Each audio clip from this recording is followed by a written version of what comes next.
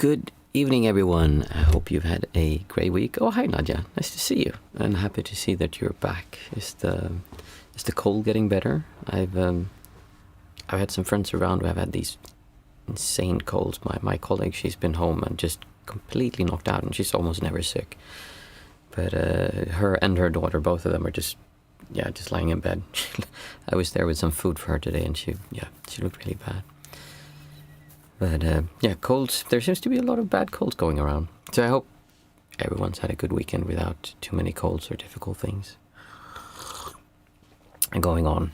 Being healthy is one of those things that as long as you're healthy, you just take it for granted. But when you're not healthy, there is nothing that you want more than just good health, because bad health is probably one of the worst things you can experience. It makes everything else irrelevant. There's something really, I'm not sure if I want to say profound, but something really eye-opening when you get sick. Hey, Sue. I know Sue and I, we've been sick, both of us. You know what I'm talking about, Sue, right? Being sick opens your eyes because it makes you appreciate the other things. It's when things are difficult, it makes you think that, well, as Nadia says, much better, thank you. We've seemed to be sicker since we moved up north. Oh, okay. I would much rather have good health than anything. Yeah. It really is that way. I mean, money doesn't really matter if you're sick. And it doesn't matter how much money you have when you die, because you still die. And if you're not happy, then, I mean, it doesn't matter what you do. Kind of like all of that stuff hangs together. Yeah. I have, I mentioned and hinted at that I have something a bit, let's just call it a really bizarre, crazy situation going on in kind of parallel to my life, but still affecting my life. And it's so outrageous that it's difficult to kind of put your finger on. And one of the things I think about it is where we talk about health. Like, it's easy to get caught up in difficult situations and think that, oh, it's so important what happens here. I need to figure this out. And I think it was Frozen. I'm not sure if you're not Frozen, but Frozen asked, oh, there you are. Hey, just, I was thinking, I just thought about you. You appreciate the breath once you clear up from having a cold. Oh, yes, you do. Nadia, whilst I was unwell, I was thinking about you were saying about thinking about how good it feels when you're better. Yeah, it does. So,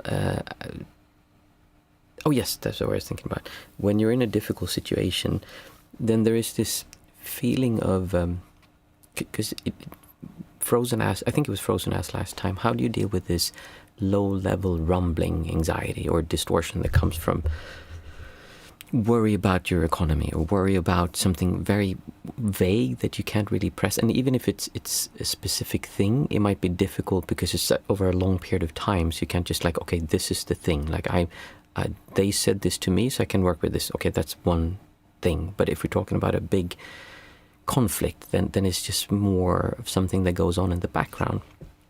And what I noticed was that since this is something that has been going on for me the last few weeks, and I'm not really used to having something pull me so strongly to the side, because usually it doesn't affect me, but this thing does affect me both personally and morally. It's just wrong, kind of. So it triggers a deep part of me that feels like, okay, this is just we can't allow people to behave like this, and we can't, and by allowing people to behave in that way, you kind of empower or say that it's okay to behave poorly towards other people.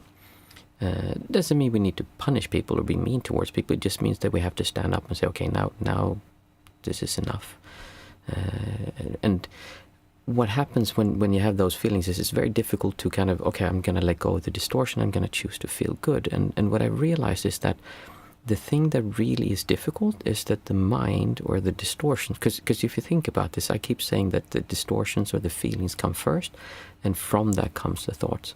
So when you're in a situation like that, you usually go around and there's this like low-level rumbling inside of you. And this can be anxiety because of your just existential anxiety or whatever. Like, it can be a low-level rumbling that just goes around. It just makes you feel uncomfortable. And then your mind goes, oh, it's because of this. But if you look at this, it usually starts with that. You will see that feeling first, and then you come out. And then from that feeling, we try to then come up with a thought, and then what should I do? I need to solve this. And so we get caught up in our thoughts trying to come up with a solution. And if it's in a conflict, what we tend to do, or if it's a problem we need to solve, is that we believe, okay, I need to figure this out. I need to understand how to solve this problem. And that's why it's so difficult to let go and just not be affected by this thing, because we believe that I need to figure it out. I need to do it. And there's this feeling of me here and the problem there, and I need to fix this kind of. And it's very easy to say, oh, just let go of it and just kind of let it be, kind of.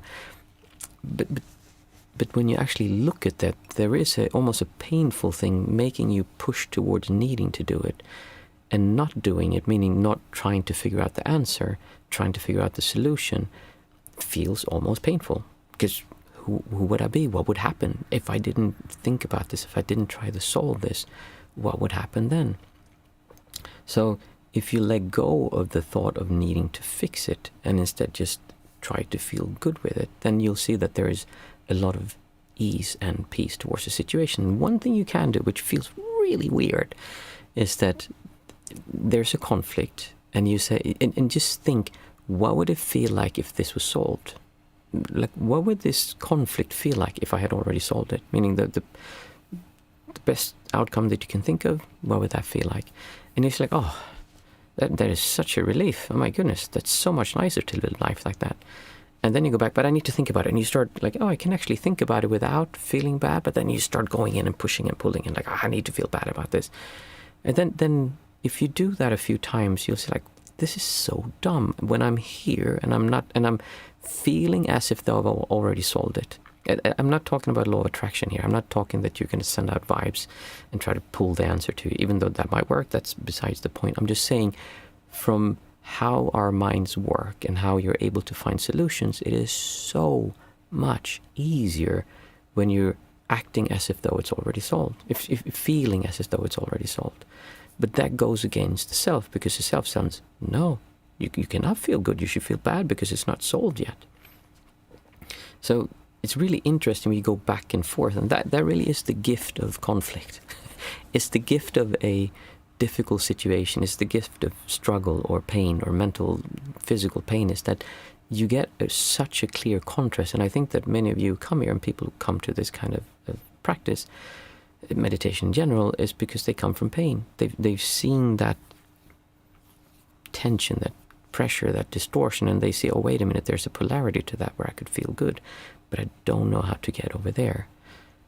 And that's why we practice, because we're trying to get over there. Law of attraction basically says, well, we have a trick. We're going to like make you manifest the solution. So you don't, it's not about getting over. I mean, if you just believe that you have it, then you'll actually get it. So they're still hinged upon the solution being a specific way. Whereas what I'm saying is that just feel as if though it's already solved, because that's the feeling you're after. That doesn't solve the problem, but I can promise that it makes you much more capable. It makes you more compassionate. It makes you more open to solutions and to options, rather than feeling that anger and needing to like just butt heads with everyone.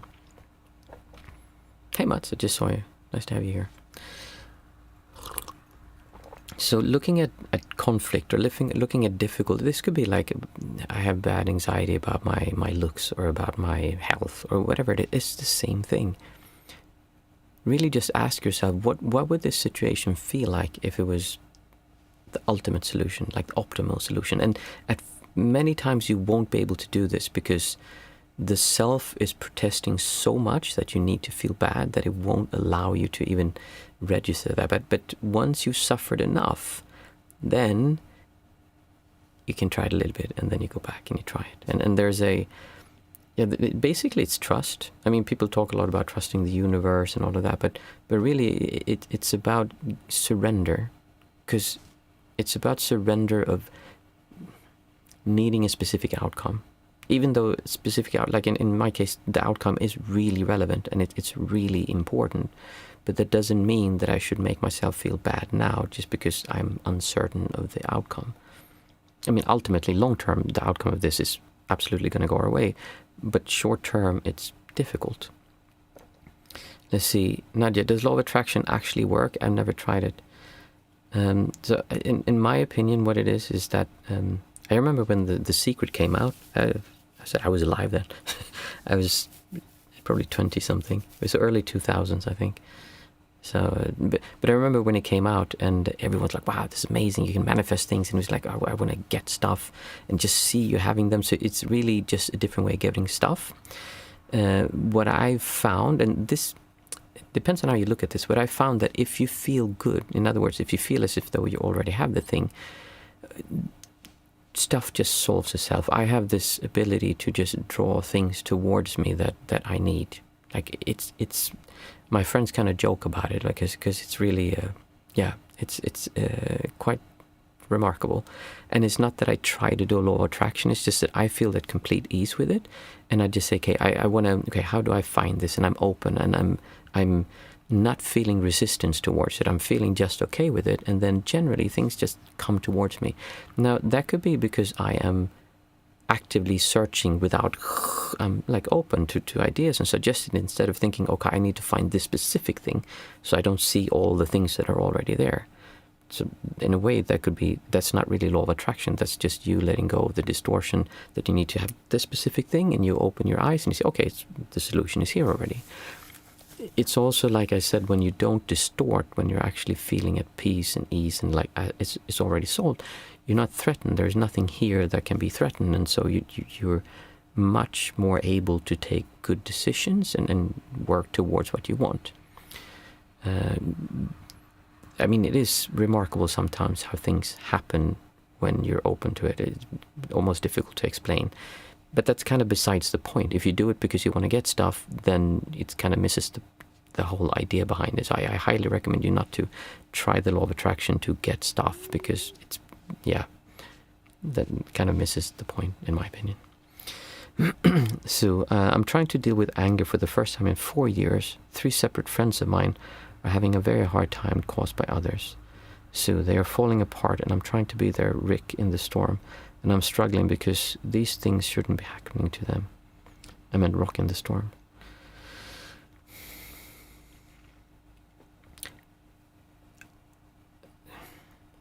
When I was ordained as a Buddhist monk, I had people come to me with some absolutely batshit stuff. I mean, we're talking really weird stuff, from fathers who were mafia leaders, tried to kill them, and it's like we're talking way out there. And before I started practicing the way I do now, I always thought that I needed to come up with solutions. I thought people would come to me, and especially in the beginning when I was trying to be a Buddhist monk, I would, okay, well, this is what the Dharma says, and then think about this, and I would read books like, what do Buddhists believe? And I was like, these are like the lessons the Buddha said, and I tried to copy someone else to find solutions to their problems. And that's pretty much what everyone tries to do. They try to find solutions, and they think that they need to help them somehow. But what I found was the best way you could help someone is to, if we're sitting in a conversation, you and I, so I mean, we've been in a conversation, and when I talk to you or I talk to anyone, and they're telling me about things they have that are going on that are difficult, I don't focus on trying to solve the problem. I don't sit there. So if your friend would come to me, I mean, it would be my friend, and she would come to me, or he, and we'd sit and talk. I wouldn't be like, okay, I'm going to think about what to say next. I'm going to try to like help them, and I really want the best for them, or feel like, okay, I want them to be better. Instead, what I do is I just sit and I feel if I have any distortions towards this. In other words, if I have any feelings towards, like, oh, they said, like, this person did this to me, like, oh my goodness, how could they do that? Maybe even when you hear me talking about my situation, go like, oh, that's like, what are they doing? Like, we want to know. It's so bad. But instead of trying to feel with them like that, or to solve the problem, I do everything I can to feel good, to feel calm, to feel... At first, it will be neutral. I just make sure that I'm like in a conversation, this can be very difficult first because there's so many tangents pulling you away, but you'll be sitting there just being pulled left and right. And they say this, and you react towards it because you hate that also, what they're doing. Like you said, it's a difficult situation and it's not fair. But instead of feeling that it's difficult and not fair, just work on yourself. Work on, usually it's a feeling like down here in the torso area. Is that the torso? Solar plexus area here, a little bit below. You'll feel this tightening kind of. Just work with relaxing on that. You don't even need to listen to them. Seriously. It's not about what they say. Because when someone is there and they're not reacting like, because that's just going to strengthen their reaction. Like, oh yeah, that is true. They are sons of bastards. And it's just going to make them more distorted. But if you are calm, it's almost like there's like a blanket over this, like the ocean kind of, it waves up, but there's a thick blanket. Just, okay, no, it's just like dampening the movement the whole time. Because your calmness, and when they say things and then you're not reacting, you're just listening and paying attention to what they say, whatever they say. But the main area of your focus is your distortion towards what they're saying. And then when you want to respond, make sure first, many times I'll take a break, just make sure that it's calm, and then I answer.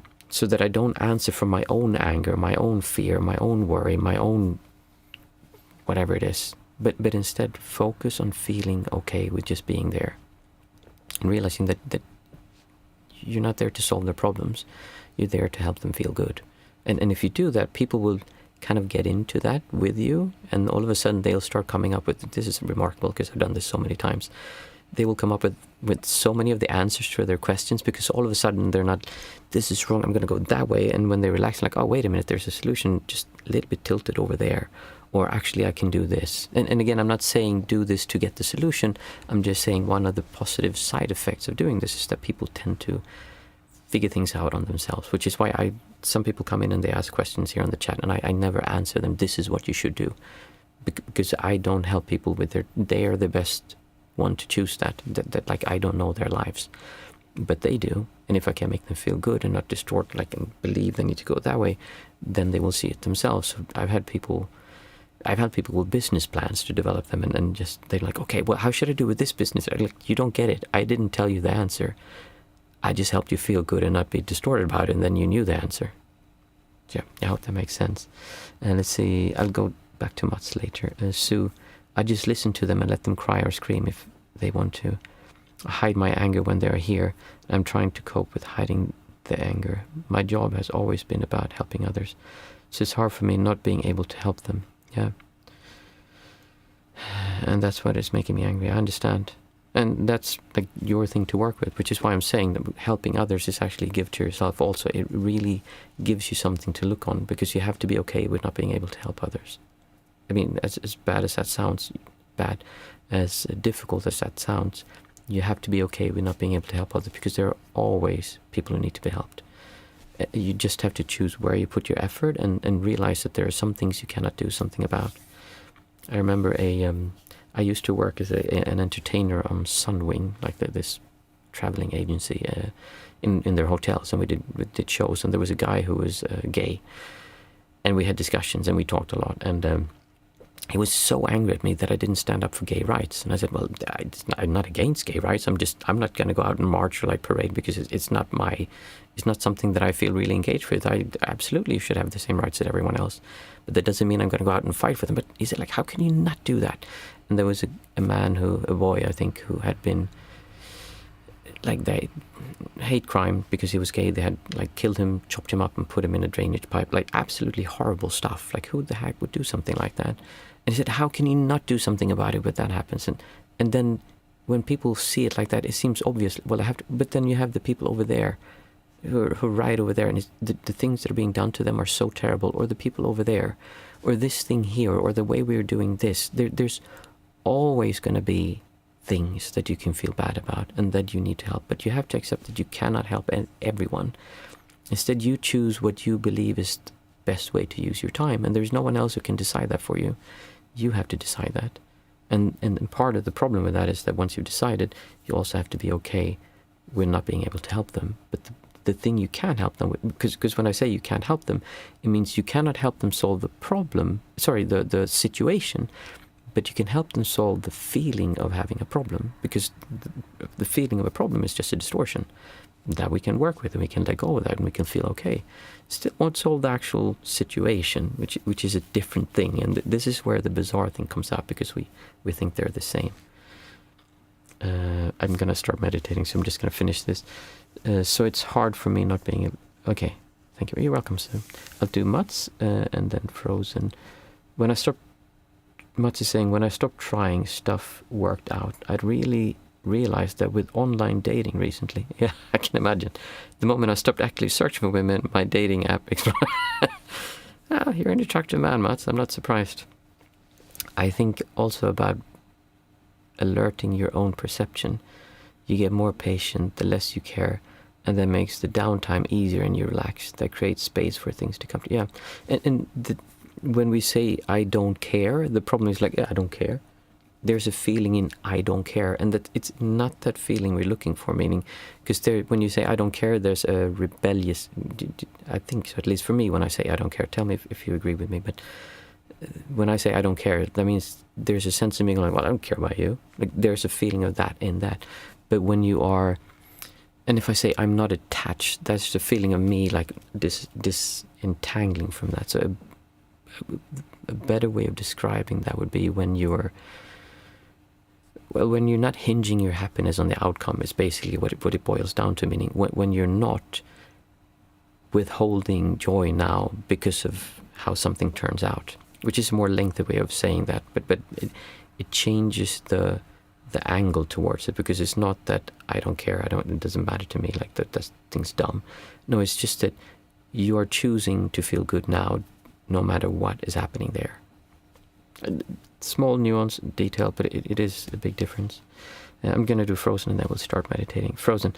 I've been thinking about how impossible it is to plan life out, mainly to avoid the negative. Has your life went as planned, or have you never planned for your life, Martin? Oh, that's a profound question. I feel like I should have that on a one of those fortune cookies or something.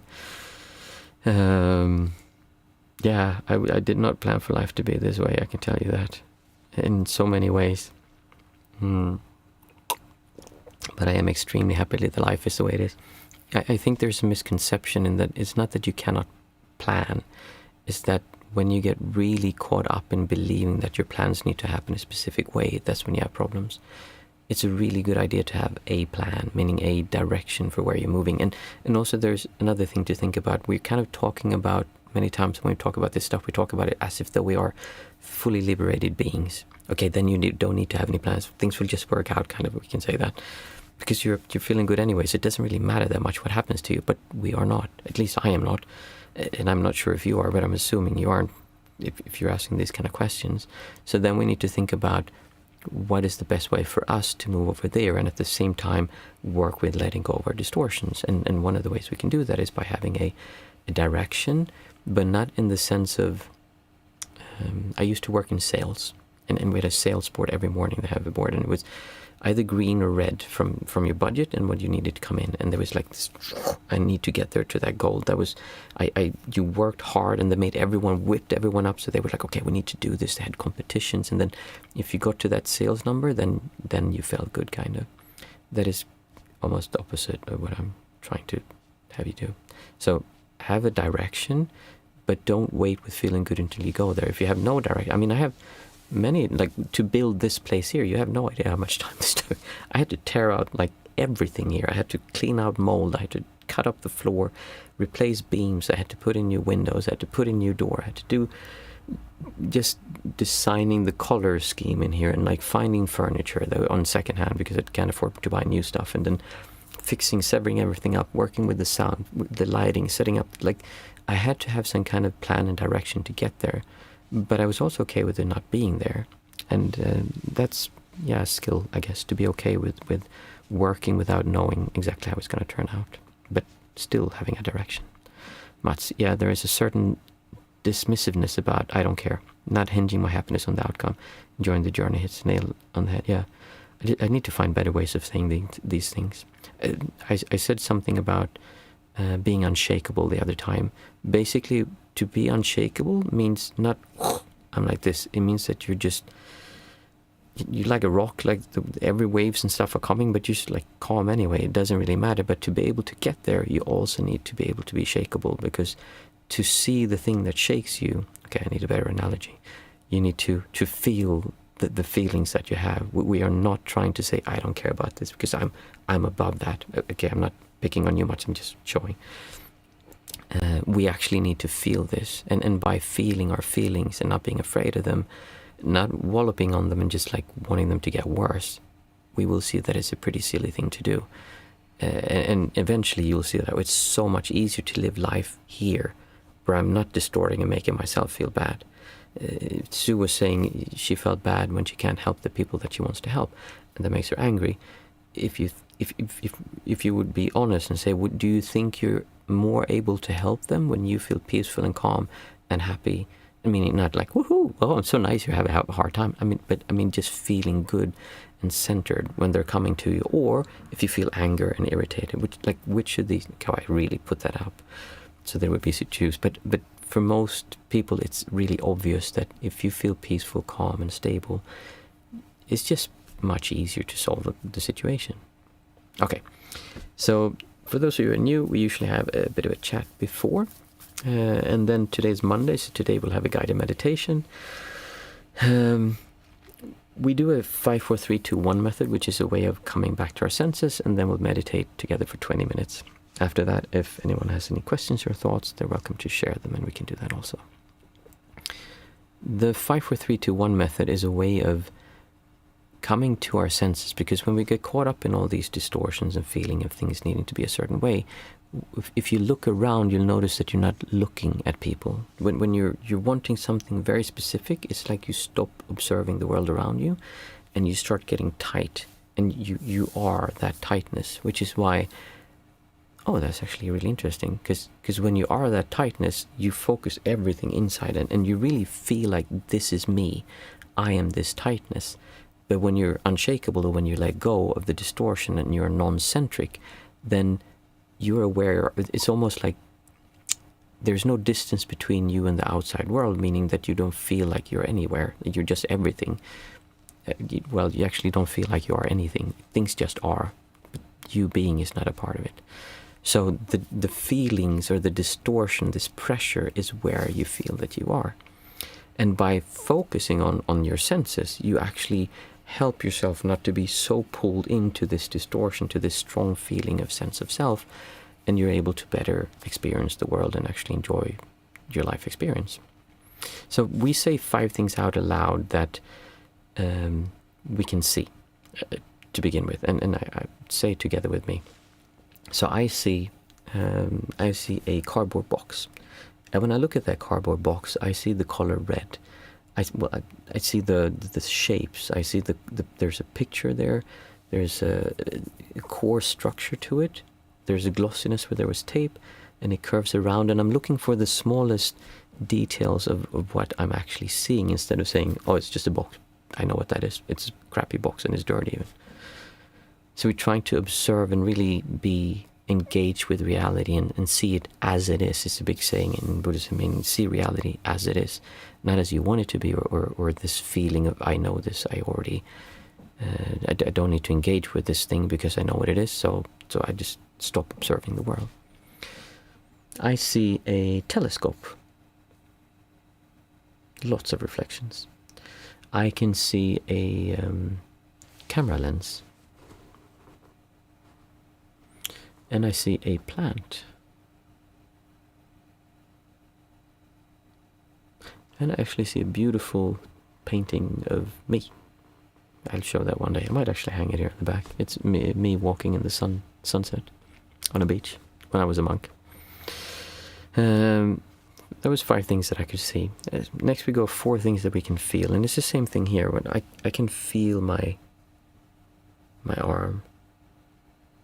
And this is something that we'll just brush ourselves and we'll not feel it, but really feel, what does that feel like? And don't try to, I'm going to feel it, but just be relaxed and see what is the sensation of stroking the arm on your head, stroking the hair on your arm, the arm on your hair. What does that feel like? Your arm on the hair, that would be an interesting thing. And we're not trying to feel anything, we're just letting reality show itself to us, because reality is engaging. Reality is really nice. It's quite rare for people who live in the Western world to actually not live in a reality that is able to be enjoyable, but we have all these ideas of how it should or shouldn't be, and so we make it very difficult to enjoy where we are. I can feel this blanket. And I can feel the texture of it. I can feel how there's different materials in it. It's kind of warm. If I hold my hand there for a long time, it gets warm. So just becoming engaged and interested in what you're feeling. Next, I feel plastic on this remote.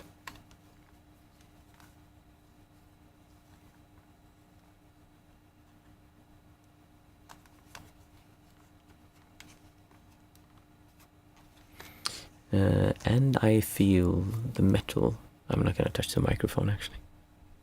Of this microphone. 4 things that I could feel.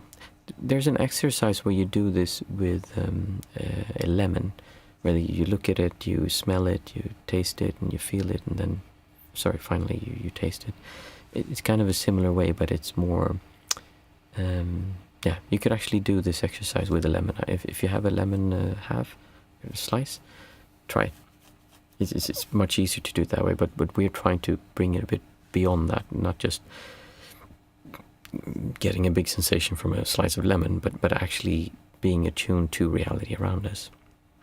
So next we take 3 things that we can hear. And it's the same thing here. We're listening to small things around us, and maybe not always the most obvious thing, but the nuances and details in what we're hearing. So I hear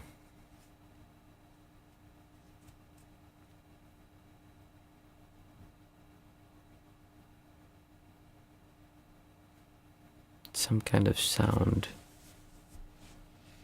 I think it might be the liquid in the heat pump.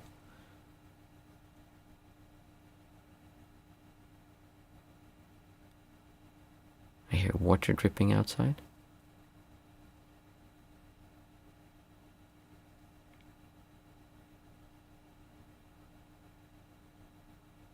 I hear the fan of one of the lamps.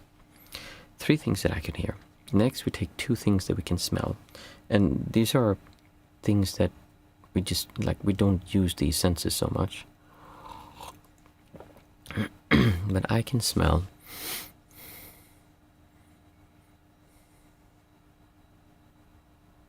it smells like mint.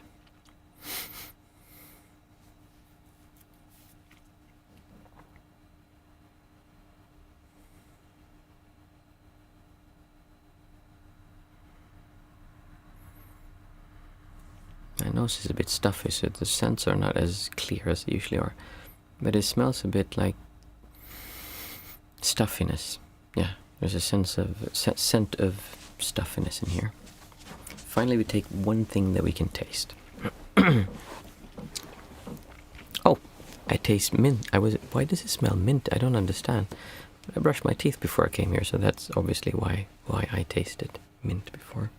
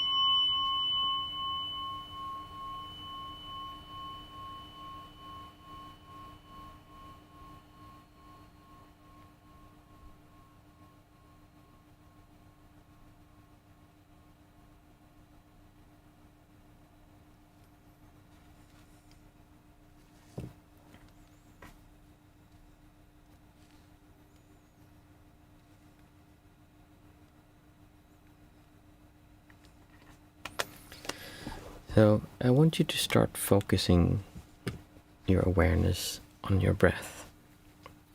Just let your awareness rest on what it feels like to breathe. There's no reason to try to manipulate your breath. We're not trying to control it. We're just trying to rest our awareness on the breath so we're aware of what it's doing right now. And when you do this, it might at first seem like a silly thing to do because, well, I can do that.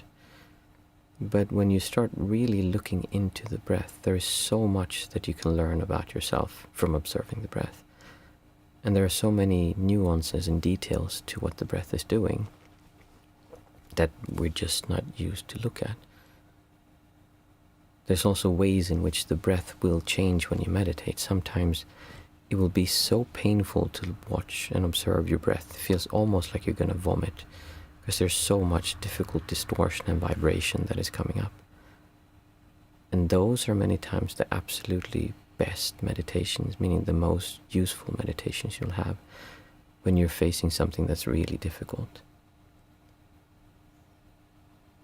It's so easy to believe that we're just trying to escape from reality, to avoid those difficult feelings, when in fact what we're really trying to do, almost like I'm trying to trick you, is to teach you that it's okay to feel what you feel. There's no need to hide, it's just a feeling. But we are so scared of being us. We're so scared of feeling what it is that comes up. But feeling something as simple as the breath can help with that. Now, there are many techniques for doing this, and there are many ways you can do that. You can try to manipulate the breath, as in breath work, and that can give you some very strong feelings. It can be a really good way of breaking up difficult distortions because it makes you so energized that it kind of overpowers whatever you would be feeling before. But as soon as you stop doing it, you will change. So just observing the breath without trying to control it, if you're able to do that. For some people it's something that's very difficult to do, and then you can try some of the other techniques by, for instance, focusing on a sound. There's always a kind of tinnitus sound on your ears. You can focus on that. Or there's always lights behind your eyes. Even if you're in a pitch black room, there will be lights moving behind your eyes or colors that you can see. So there's always something else you can do if you don't feel that it's comfortable to observe the breath. But the breath is a universal, always available as long as you're alive. And you can always use the breath with you, and you'll get familiar with it, and it will be a comfort to you when things are difficult. So to make it a little bit easier in this specific meditation, and this is something that you can do if you have a tough day and you find that it's difficult to just stay present because you keep being pulled away by difficult feelings, it's just to close your eyes and count your breath. And the way that we do it is that we count from 1 to 8 and then down again from 8 to 1. We also do it in a specific way. We don't just count 1, 2, 3, 4. No, instead we focus on the pause in between the breath. Because if you look at it, the breath goes in, it's a short turnaround, and it goes out, pause. And it's in this pause that we drift away in our thoughts. So to make it easier, we put the count in that pause. And I will do this with you once, and then you can continue by yourself. So breathing in and out. 1, in and out. 2, in and out. 3, in and out. 4, in and out. 5, in and out. 6, in and out. 7, in and out. 8, in and out. 7, in and out. 6, in and out. 5, in and out. 4, in and out. 3,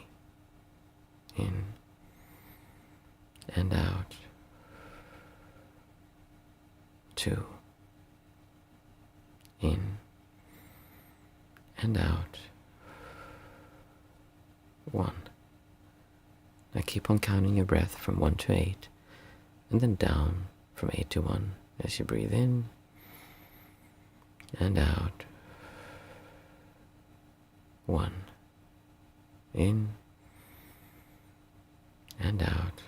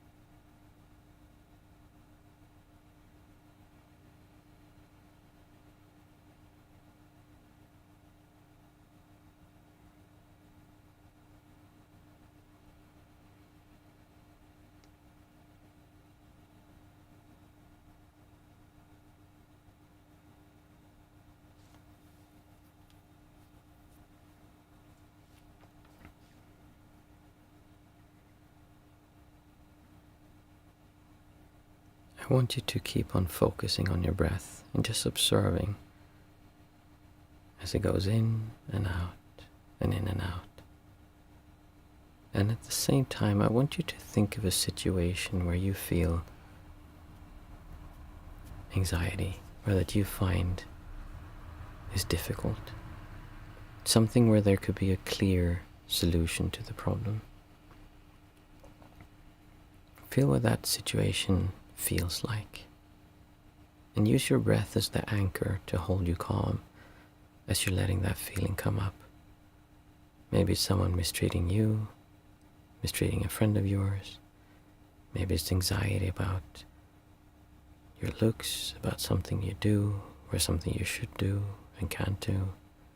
Just feel what that feels like.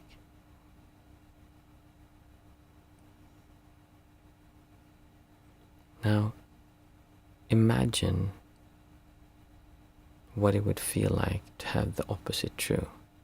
So if the situation is that someone is treating one of your friends poorly, imagine if the situation was resolved by those people either just leaving them alone, never going back, maybe they moved out of town. What would that feel like? What would it feel like if you feel like I cannot keep a normal conversation, I feel so insecure and worried all the time? What would it feel like to just be amazing at talking with other people?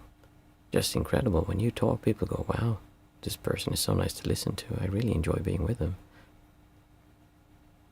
What would that feel like? I'm not saying that it's true or that it's not true, but what would it feel like if that were true? If the opposite of your problem was true and it was completely solved in the best possible scenario. Look for that feeling of what the solution feels like and allow yourself to feel that, even though the self will come in and say you're not allowed to feel it. You have my permission. There's only another few minutes left and you can feel what it would feel like if it was solved. After that, you can go right back to feeling bad again, if you so choose. But for now, feel what it would feel like to have the solution to your problem. Feel what it would feel like to not have to worry, because everything was already solved.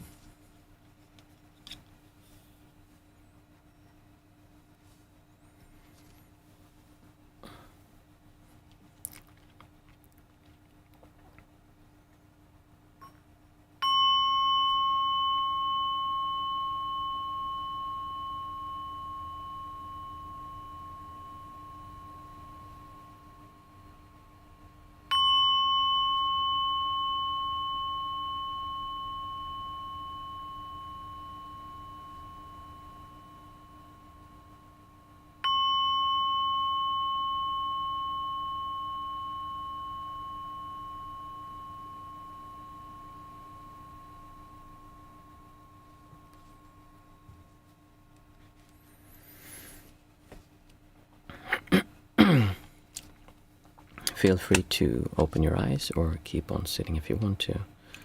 And if you have any thoughts or ideas you'd like to discuss, feel free to do so. I'd also be curious to see if anyone had any experiences when we tried the feel the situation, and then what would it feel like if it was solved? What happened when you did that? Please explain if you felt anything, if you were able to do it, because sometimes it's just not possible to do it, but there's usually a process that happens when you do that. Hey, Stephen, nice to see you. Good to have you here, Stephen. You're very welcome. I mean, yeah, you're welcome to be here.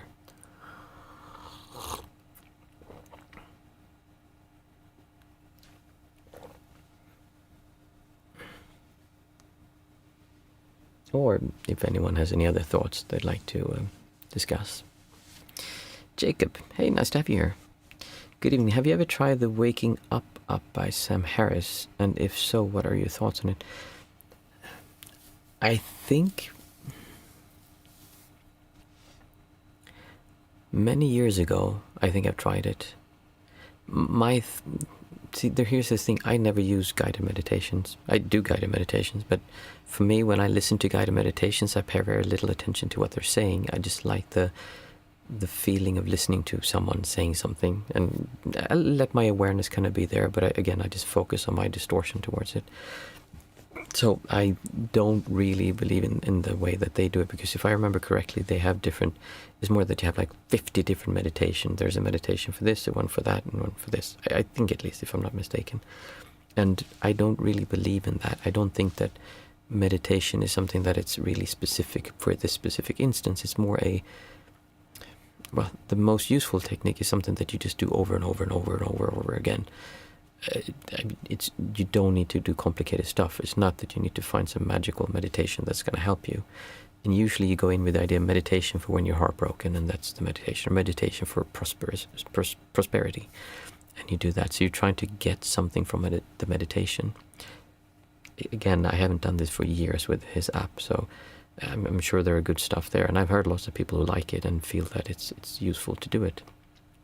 So if you feel you like it, then by all means do it. I just personally don't find those kind of things very useful. I've meditated to listening to Harry Potter by Jim Dale, which is an amazing audiobook when he reads it. Oh my goodness. Twice I've listened through all the books, because it's just nice to have a sound that you can lay and rest your awareness on, but all your awareness the rest of your awareness should be on what you're experiencing, your distortion field. So, yeah, it's much simpler than that, in my opinion. Sue, thanks, Martin. I feel the inner calm again now. Oh, happy to hear that. And it is interesting, right? We can't choose it, and one of the ways we can find what would it feel like. I wonder if that's a fly. No, it's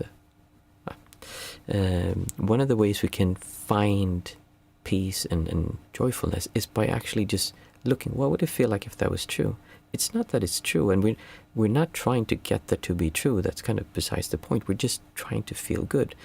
And you'll feel good for a while and then go, but wait, I haven't solved anything. I should go back to feeling bad. And the thing is, when you do this enough times, you go, well, why on earth why would I do that? Because I can obviously just choose to feel here. I bet it's tricking yourself. It's not actually true. I should be feeling bad.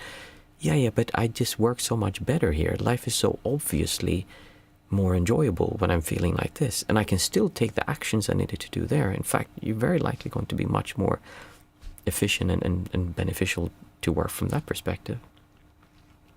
Frozen, must be in the mood to meditate. Usually I'm walking around halfway through, but I did the full time this time. Nice to hear that, Frozen. Stephen, how do you deal with an arrogant person that is also a compulsive liar? I feel when I sit there and listen to him, he keeps going on with his lies, but I don't want to be rude and walk away. Yeah, I'm kind of in the similar situation right now. If it's what I do depends on if it's something that's accusing you or if it's something that's difficult. Again, I don't know the situation completely, but the way that I focus on it is basically, how do I feel about this? I'll see it as a gift. I'm able to look at my own distortion towards the madness that this person is saying. But then also, if it's just something, some people they go on with all these crazy, I just change the subject. like completely without feeling any shame. Like before I would think, oh, I can't change the subject, I need to kind of let them talk. But I'm like, okay, but what about this thing? And we just change completely, and I just ignore what they've said. I just skip it. So it's like, you don't need to follow what they say. You don't need to listen to them. You don't need to like entertain their stuff. And if they're lying, you just, let's talk about something else. You don't need to say they're wrong. It doesn't change what you believe in. They're wrong. And some people, I found that when people are really into something, it's very difficult to convince someone to change their minds. If someone's determined that something is a certain way, it's very hard to get them to change their minds, because they kind of set themselves in that belief. So being open and not distorting is actually one of the best ways to change your mind, because it might be that you realize, hey, wait a minute, he actually has a good idea, or she. Or you might say, well, this is obviously crazy, but you're not doing it from this distortion in here. So if it's just a matter of how do you deal with it, then I would just change the subject. You don't need to keep on listening to him. It's not rude. Why would you need to listen to him? I mean, you can shut me off anytime you like. It's the same with them. Jacob, it looks at free will and the illusion of a self, which I found really interesting. What are your viewpoints on the illusion of self and free will? People mean different things when they say those things, but I usually don't say the illusion of self, even though, that is true. I say the sense of self is not real, and that's the real problem. There is obviously just you moving around this body, but the sense of anyone being there, that can disappear. And if you meditate enough and you've done this practice enough, you'll eventually experience what I call non-centricness, which is when you don't feel a sense of me being here. Now, when you live life from that angle or that perspective, it doesn't feel like you are doing anything. It feels like things just happen. And it's almost as if though your normal way of being is just resisting things and trying to get them to go over there, but then you let go and things just happen. Many people say that means there is no free will. I'm not so sure. I wonder if the reason we feel that way, because it really does feel like things just happen. I'm wondering if the reason we feel that way is actually because we're so used to taking action with distortion. So we just, okay, there's me here now and I distort there. And there's kind of a lag in that. You want to go over there and you distort and you go over there. When you don't distort to go over there, you just move. There's not the feeling of me coming in and moving. So it doesn't feel like anyone is making any choices. This just makes no sense whatsoever unless you experience it. Because then it's just an experience and it doesn't feel like you are there controlling it. Things just happen. That doesn't mean there is not free will. That doesn't mean you cannot choose your actions or that you're somehow controlled by a higher source. It's the kind of thing that doesn't really make any sense to discuss until you experience it, because it's just philosophy until then. But when you do experience it, you'll have to look at it. And it can be one of the things that keep you from experiencing it, because you have fear. What if I don't have any free will? Does that mean I'll be taken over by something I don't like? Ellen, welcome. I don't think I've seen you before. Thank you, Martin. Have you experienced ego death? What's your thought about that? That's a kind of a trendy word that people throw around a lot. People who say they have ego death, I don't believe them. Because for me, ego death would be the sense of self is gone, and I have yet to meet anyone who has completely gotten rid of that. What people say when they have ego death is usually they have a powerful experience that feels like the self kind of disappears, and then they try to convince themselves that they don't have any self, even though there is feelings and distortions going on, which is where the sense of self resides. Most people, when they talk about these ego deaths, or it could also be called an awakening. Again, I might be butchering this term, but that's how I've seen it used at least, is that you lose your perspective. So I can't actually remember, but I remember when it changed, but I can't remember what it felt like before. When I was here and I was looking out there, it felt like there was a perspective of me here looking there. That is gone. I cannot feel that. It doesn't feel like there's really vision going there. I can feel a sense of something being here and something being, kind of. There's still a sense of separation, even though it's so tiny. I would before say, oh, there's nothing there. But there's, like, you keep on going down finer and finer and seeing these details. So people saying they kill their ego. Like, yeah, it's still there, buddy. I'm sorry. It is. I'm sorry. Mats, I'll head to bed now. Wish me luck for Wednesday. It'll be my 3rd year of post-chemo scans. I'm confident it'll be clean, though. I'll be holding our thumbs, yeah, Mats. And I hope so, too. Absolutely. Good luck. Stephen, all the best, Mats. Yes. Sue, I'm off now. I feel tired. Thanks again, Martin. Good night, everyone. Yeah, me too. I feel really tired as well. But it was, as always, really nice to chat with everyone.